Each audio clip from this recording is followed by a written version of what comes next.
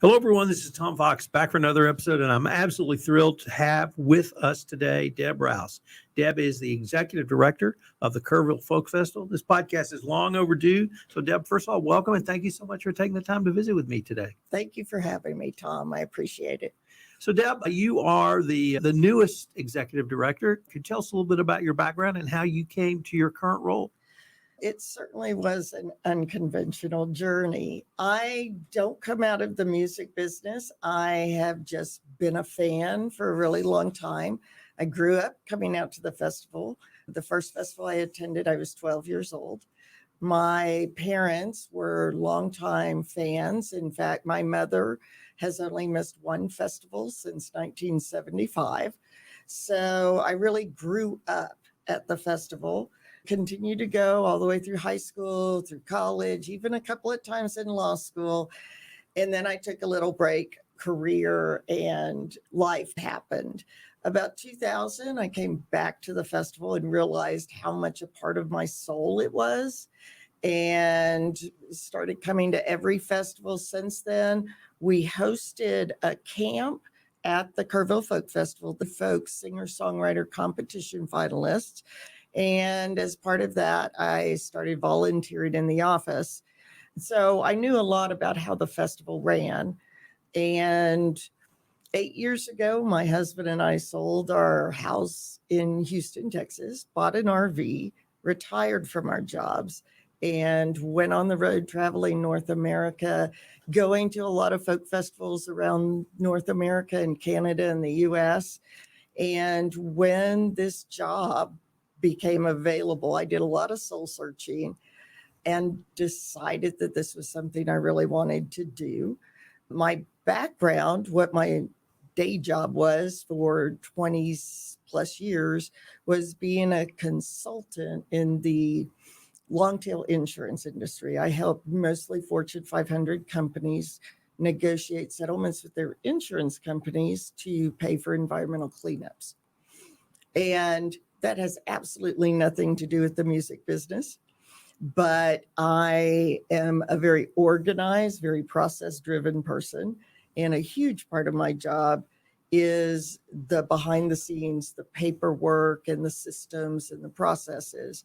So I was very grateful that the executive search committee decided to hire me, and my husband and I moved our RV onto the Quiet Valley Ranch.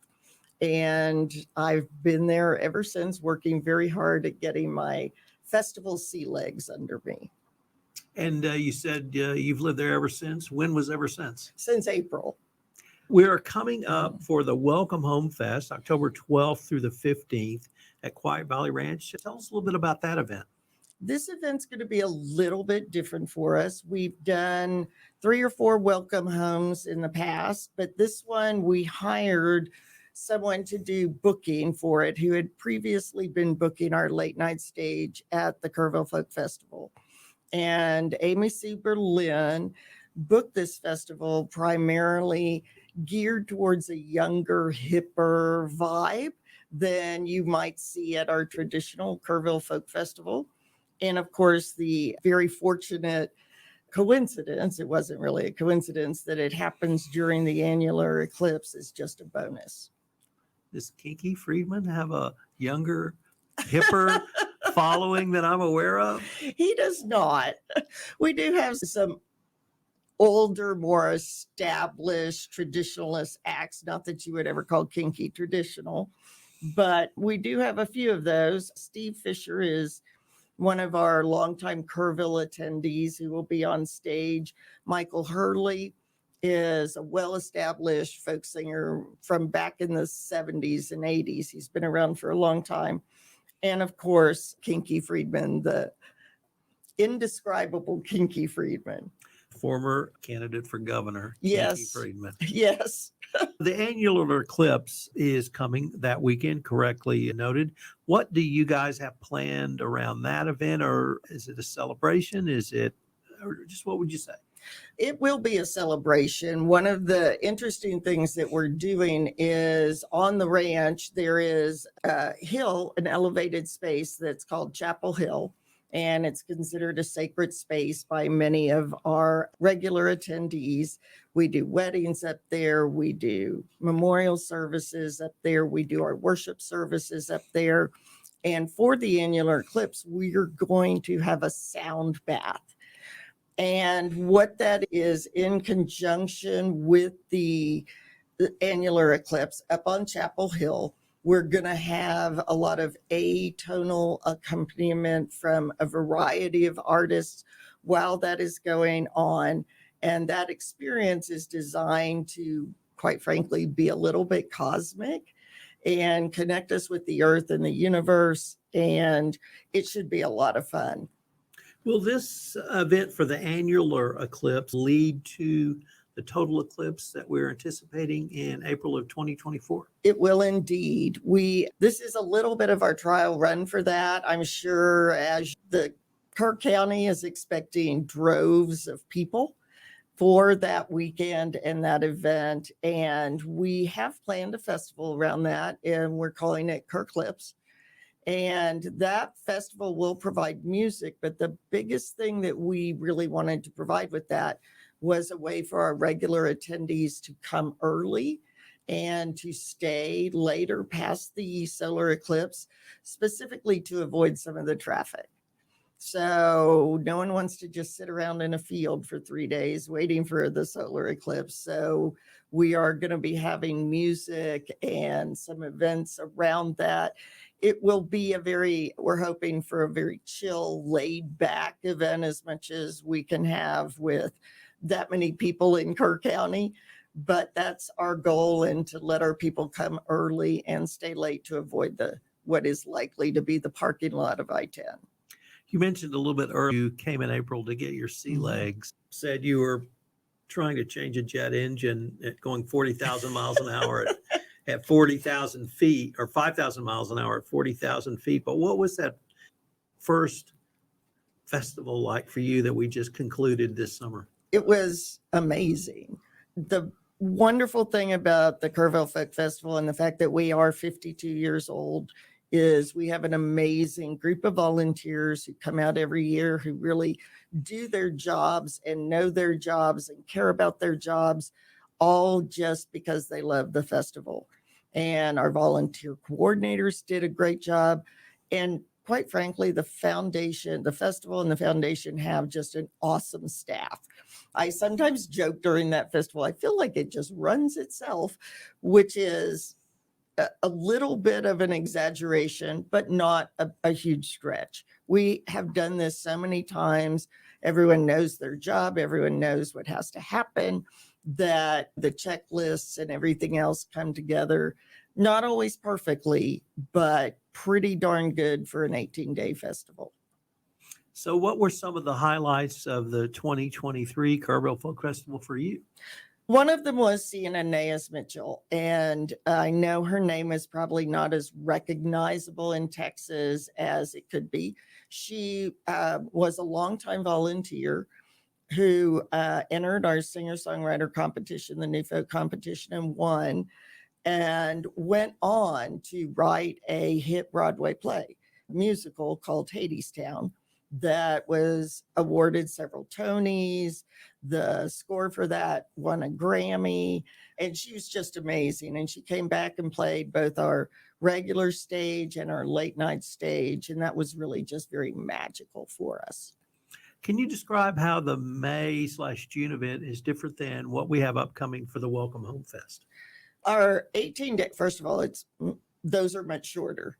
An 18-day festival is a long festival. We do tend to try to book we always try to book a variety of music. We'll probably stick to some of our more traditional artists, our more sort of traditional folk programming than we will at either of these two events. There's a lot of other things going on during the Kerrville Folk Festival. You've mentioned it several times, the new songwriters competition, but I believe there's also workshops or classes. There are. Could you tell us about those? Sure. We have a songwriting school that's led by a gentleman named Steve Seskin. He's wrote written well over many hundreds of songs, but he's widely recorded in Nashville. He's had a couple of top hit songs. The song, I don't know if you've heard it or not, Don't Laugh at Me, was picked up and recorded by Peter Yarrow from Peter, Paul, and Mary. And from that, Peter went on to establish the Don't Laugh at Me Foundation, designed to combat bullying in the schools. That he runs that program. It's a wonderful songwriting workshop for all levels of songwriters or aspiring songwriters. We also have harmonica workshops, ukulele workshops, guitar workshops. We have worship services out there. We have family concerts during the day. And of course, what we consider our flagship, the Kerrville Folk Festival, Grassy Hill New Folk Singer-Songwriter Competition. And for that competition this year, we had 950 entries of 2 songs each. And from that, we choose 24 finalists who come to the festival and play. And from that, we choose 6 winners.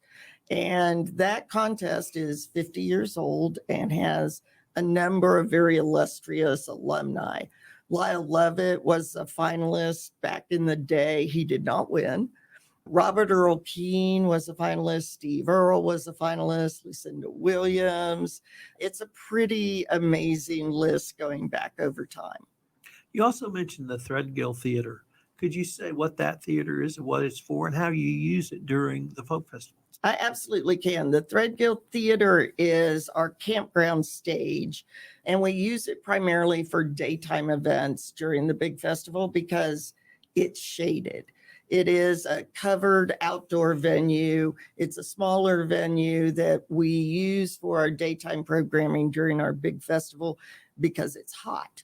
And then at nighttime, we use our larger outdoor theater, the Kennedy Outdoor Theater. For Welcome Home Fest, we will only be using the much more intimate Threadgill stage. I've often heard that some of the most interesting music and best times occur after the main stage shuts down. They do. Tell us about that. We have a very robust campground circle culture, and it's been that way for a very long time. We are a camping festival, but a lot of the business around music and booking happens at our campfires. The campfires vary in terms of skill set and the kind of vibe that they have, but they're really song picking circles. And people will sit around. It's often considered a rite of passage to stay up all night, playing songs around campfires and then going up to watch the sunrise on Chapel Hill. We do have, for example, Michelle Shocked. It really hit the charts with her campfire songs. Those were all recorded around campfires at the Kerrville Folk Festival and put on a record and became one of her best-selling records. And it really is an amazing, beautiful thing that happens out in our campground. And at any given time, especially during our large festival, after hours, there are probably at least 50 song circles on the ranch. And people will come and stand on the outside and listen. And there's a certain etiquette to playing in one of those circles that you don't just grab an open seat. You usually wait to be invited, or you sit in a circle. And after the song circle comes around to you and you play your song, it's considered very bad etiquette to just immediately get up and leave. You have to stay for at least a couple more songs just to be polite in some ways. So it is an amazing part of our culture, and one that I think sets us apart from many other festivals around the country. Where are you in your planning for the May 2024 festival? We are starting our booking process right now, lining up in particular we don't really have headliners. Most folk festival, they don't have headliners, but getting our bigger names lined up and in place. I spent this past weekend at the Southwest Regional Folk Alliance, which is a gathering of artists, talent, and booking agents and venues and festivals like myself, scouting talent. So we are pretty much booking year round. I'd also point out we have other programs that go on other than just our festivals, we host a music camp for teens in the summer. We just concluded that in July. And that takes mostly underprivileged kids through the Boys and Girls Clubs onto the ranch to get to find their own voice, to do some songwriting, to get exposed to music and poetry and writing. And at the end of that festival, every teenager who participates goes home with either a guitar or a ukulele of their own. We also do the Music at the Mansion series with Shriner University, which is a subscription service that hosts 8 concerts a year over at Shriner. And we bring in musicians to play those that are representative of who we book on our main folk festival stage. How many people do you expect for this next weekend, the Welcome Home Fest? We expect between 500 and 600. It is one of our smaller festivals, which also makes it more intimate and, in my opinion, a lot more fun. So it will be smaller. We are capping our attendance at the Eclipse Festival at 2,000 people, primarily because the question becomes how many cars can we fit on Quiet Valley Ranch? So my nightmare scenario is selling people tickets and having them show up and us not have any place for them to park. We're looking at a lot of logistics for a very unique event. And there are some really unique logistic challenges because there are no hotel rooms in Kerrville to put our artists up at. We're booking artists and saying, but you're going to have to camp. That's been an interesting experience. There are a fair number of musical acts that are not accustomed to camping. So, what's the role of the foundation? The foundation is our parent corporation, so to speak. It is a 501c3. Its mission is to promote singer-songwriters and expose as many people as possible to the folk music in general and the singer-songwriter genre more specifically. It does fundraising. We do fundraisers out there. We are membership supported. So we have members who join and get like certain benefits. You'll see people around town sometimes wearing Kerrville Folk Foundation t-shirts. And it's really the governing body that then everything else, the Kerrville Folk Festival, Eclipse, Welcome Home Fest, Music at the Mansion, our teen camp, all fall under that umbrella.